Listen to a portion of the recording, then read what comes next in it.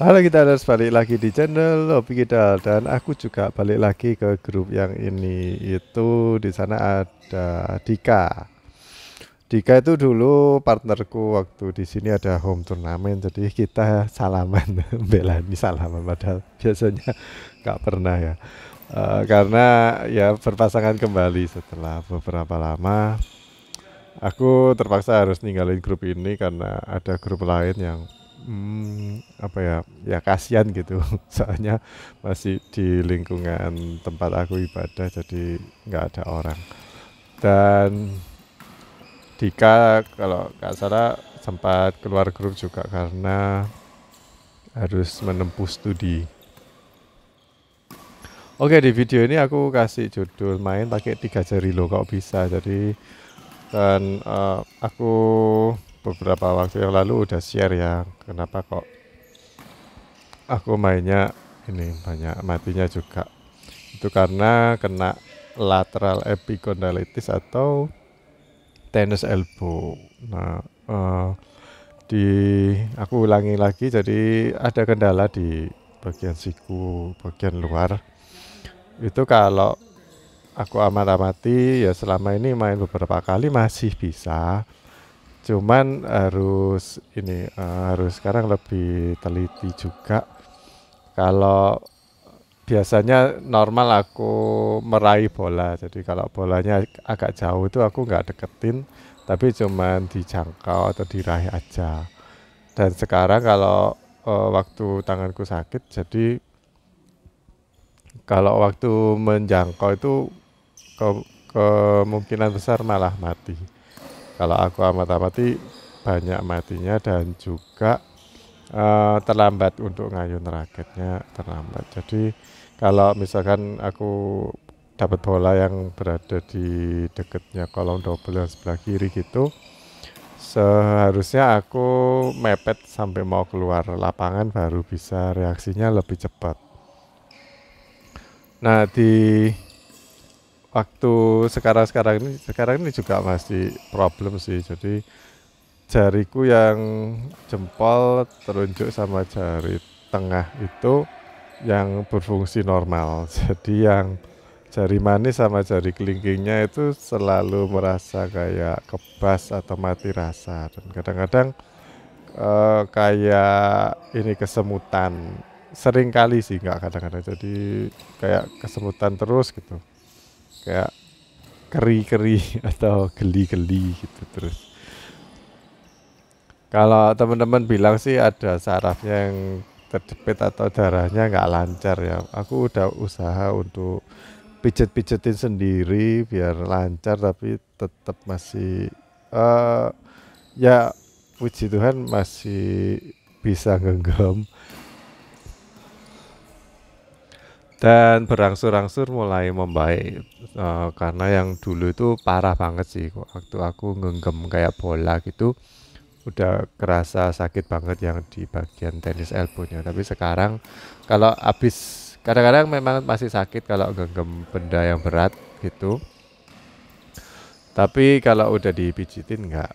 Nah, di video ini aku bukan mau komplain mengenai sakit penyakitku ya.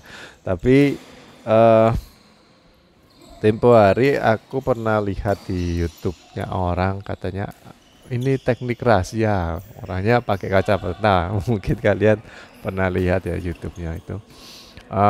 Dia bahas tentang jari. Jadi ada beberapa pukulan itu yang jadi titik kunci untuk melakukan pukulan yang bagus.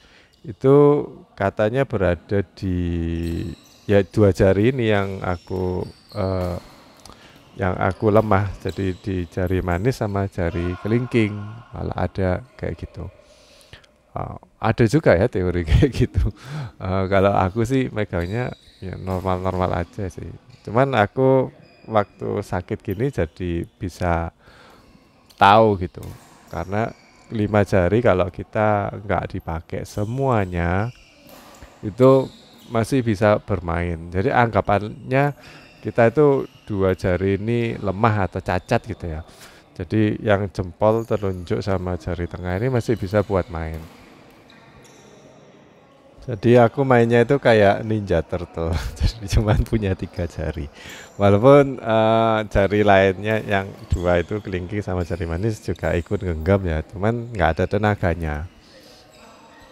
Dan ada beberapa pukulan yang mungkin kalian nggak ngamati juga kalau nggak cedera. Karena ini cederanya di situ, jadi aku ngamatin. Kalau ada bola-bola yang aku raih atau mungkin mau cepet untuk make kelingking sama jari manis, itu ada kemungkinan banyak errornya dan jadi terlambat. Kalau terlambatnya itu mungkin karena sikunya ya, bukan karena jarinya. Karena sikunya kalau aku ngangkat raket atau ngangkat tangan gitu, khususnya cepet itu reaksinya terlambat. Kayak ada yang narik. Kadang-kadang kita kalau punya sakit atau boroan ke ada kayak lecet gitu ya. Kita untuk gerak cepat mungkin bisa, cuman ada kayak perasaan teng atau sakit nyut, itu kan signalnya dari daerah yang sakit tuh ke otak. Terus otaknya kalau kita nggak ngelatih mental, itu otaknya pasti bilang ini sakit loh. Jadi kamu nggak, jangan dipaksa lagi. Jadi maksudnya waktu kita sebenarnya udah latihan bertahun-tahun kan tahu ya timingnya kita mukul itu di titik mana, itu kan pasti tahu. Nah, waktu kita ngangkat raket untuk mukul, itu pasti otak kita memberitahu sakit. Jadinya ada beberapa mili detik itu pasti kita ada gerakannya untuk lebih memperlambat soalnya sakit. Nah itu bisa apa ya, dikurangin dengan, kalau kasusku kan meraih yang di daerah yang kiri atas gitu. Jadi aku harus lebih dekat sama bola. Jadi kakinya ngejar supaya aku nggak ngeraih jauh-jauh. Kalau ngeraihnya nggak jauh, nggak seberapa sakit. Nah ini aku baru memang benar sih apa yang dikatakan sama di YouTube channel yang aku tonton itu. Memang ada jari-jari tertentu yang bikin pukulan kita itu memang lebih berkualitas. Jadi buat teman-teman yang mungkin nggak terlalu mikirin apakah jari itu pengaruh. Kalau atlet-atlet yang aku tanyain, ya atlet-atlet biasa ya, bukan atlet yang masuk di TV. Mereka bilang kalau sebenarnya grip itu nggak seberapa ngaruh kalau kita udah bisa main atau udah jago lah. Soalnya kadang-kadang waktu mereka main juga nggak mikir pakai grip apa. Kalau aku tanyain, ini kalau misalkan backhand kan pakai ini ya, iya betul. Kalau net kill tapping di net pakai backhand itu pakai gripnya kayak gini ya, iya betul. Tapi kalau aku dapat di belakang gimana? Oh, mikir dulu dia. Kalau aku biasanya tetap pakai forehand, ada yang pakai forehand, ada yang dipindah jempolnya di samping. Waktu aku coba sih dipindah jempolnya di samping, ya gak bisa keras soalnya di samping. Nah itu perbedaan antara yang atlet dan bukan atlet. Kalau atlet mungkin pakai pegangan mungkin lebih nyaman kalau jempolnya di samping, kita melakukan backhand lead itu lebih nyaman. Aku memang udah coba, memang lebih nyaman, maksudnya nggak ada yang nahan, nggak sakit. Tapi nggak bisa keras karena memang volumenya nggak dilatih untuk itu. Ya kompensasinya kita memang nggak megang kayak forehand. Kalau forehand full pasti sakit, kalau pakai backhand yang thumb grip pasti sakit. Jadi megangnya di bevel grip itu powernya dapat setengah, juga sakitnya itu juga setengah. Jadi apa ya, kalau mungkin cocok-cocokan sih kalau mau pakai yang seperti itu. Tempo hari temanku, partnerku nyemes backhand smash pakai gripnya thumb grip. Kebetulan ada di dekat net gitu sekitar ya 90 sentian. Terus dia mukul keras, sampai lawannya mati pokoknya. Terus dia bilang gini, sakit jempolku. Nah itu berarti apa? Berarti gripnya itu untuk keras betul, tapi untuk sakit apa nggak sakit nggak betul. Nah itu kalian harus ini ya, ngamati diri sendiri. Kalau pakai grip ini sakit nggak? Terus hasilnya gimana? Kalau pakai grip ini nggak sakit tapi kok nggak keras. Nah itu kita harus cari-cari sela. Kalau bahasaku yang di bahasa Malang ini harus cari selah atau apa ya, celah-celahnya di mana supaya kita itu bisa mukul keras juga nggak sakit. Ya seperti yang aku biasa bilang ya, kalau di grupku biasanya yang main hari yang sama hari Minggu, mainnya itu rally, hitungannya ya tetap 21 terus pindah lapangan 21 lagi. Tapi kalau di sini kita mainnya 15 atau game 30, pindah lapangan dan pindah bola. Jadi pakai sistem yang lama.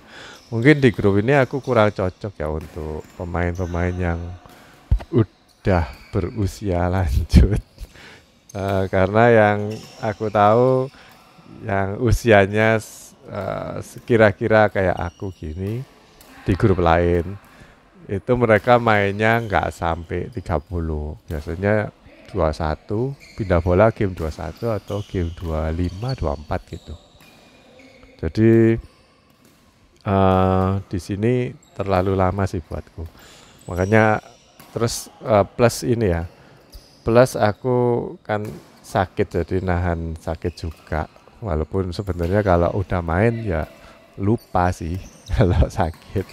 Cuman kadang-kadang ada beberapa gerakan yang habis mukul keras terus kayak nyut sakit, terus pukulan berikutnya pasti aku lemain atau pakai yang halus, nggak smash keras terus. Cuman kadang-kadang ya waktu ada bola enak itu kayak sayang kalau nggak di smash gitu ya.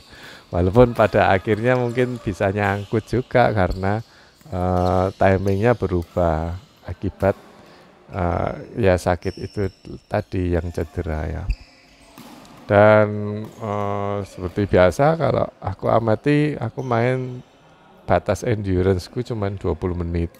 Kalau 20 menit gak menang, itu alamat disusul sama lawan dan kalah. Jadi tergantung ini partnerku kuat apa enggak. Ya kemarin aku sama Dika kurang komunikasi mengenai, aku gak bilang kalau aku ada sakit juga, aku gak pakai ini ya, nggak pakai tracker atau nggak pakai kinesiotip juga pada hari ini. Jadi nggak tahu, Dika nggak tahu kalau aku ada sakit.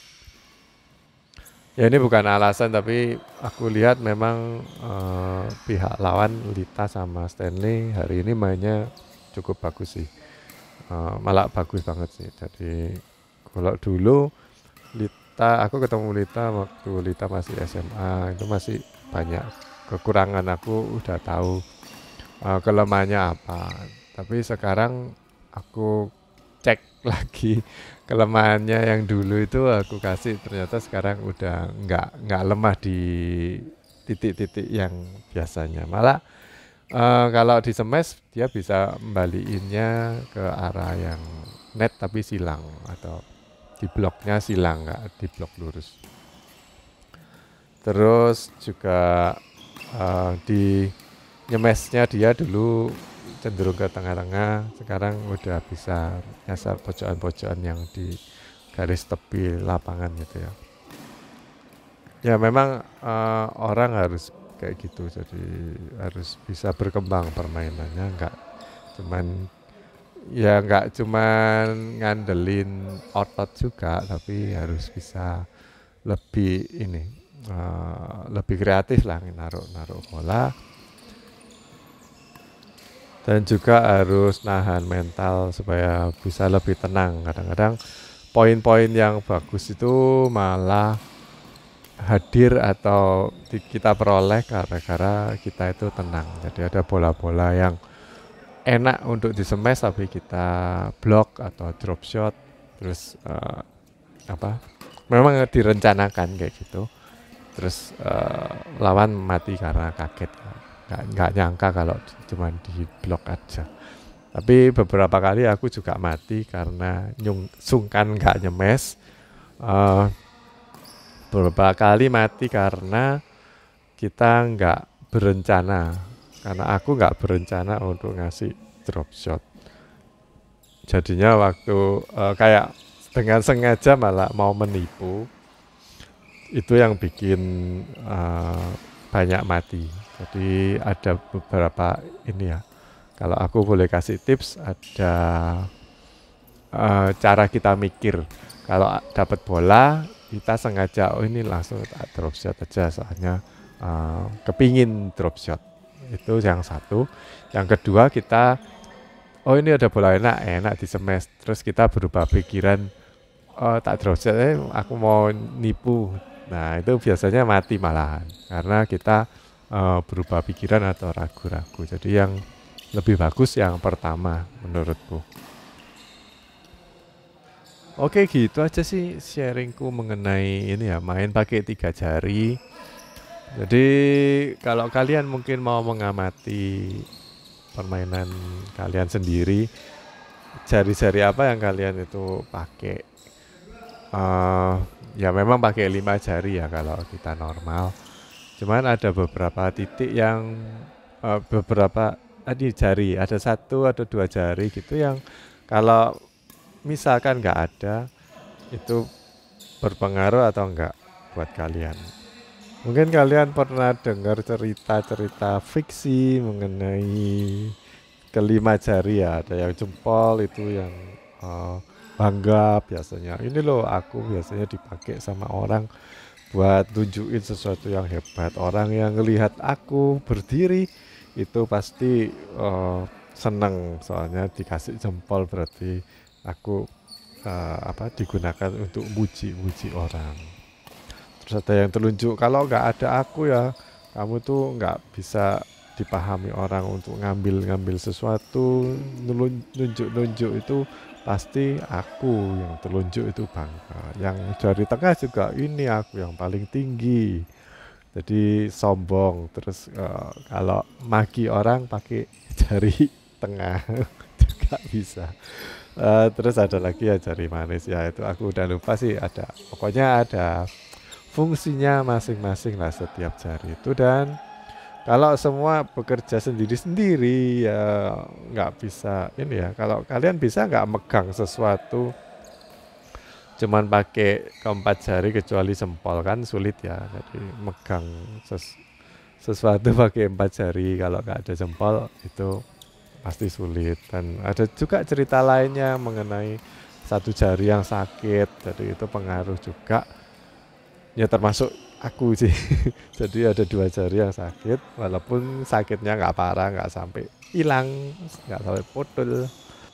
Dan selama ini masih bisa main ya nggak apa-apa lah, walaupun kalah-kalah atau kadang telat-telat matian. Ya mungkin aku perlu bersabar juga menghadapi derita ini. Waduh, derita. Paling nggak main di sini tuh juga nggak buruk-buruk amat ya.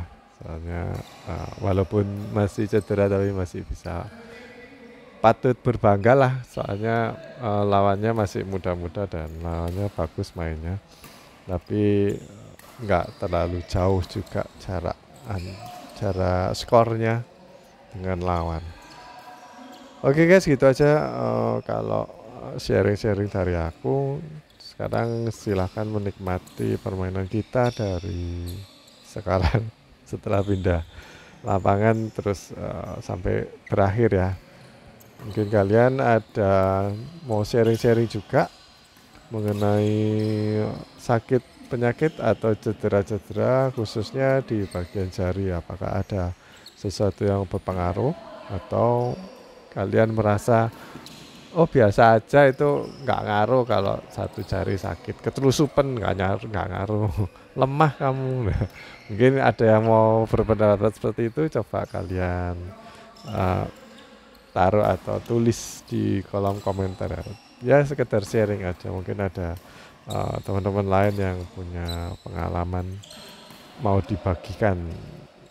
Oke guys, see you at next video. Bye bye.